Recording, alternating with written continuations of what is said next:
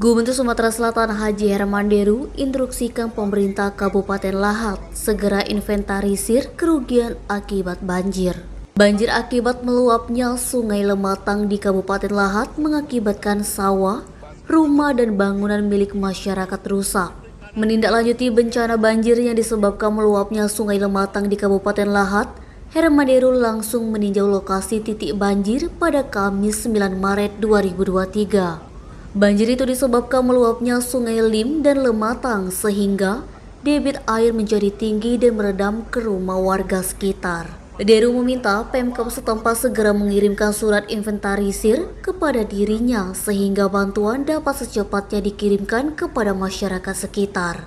Banjir yang paling parah terdampak banjir yakni Desa Lubuk Sepang, Kecamatan Pulau Pinang, Kabupaten Lahat.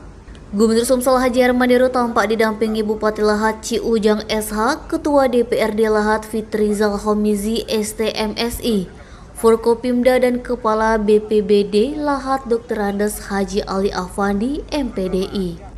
Novri, Sumek.co melaporkan.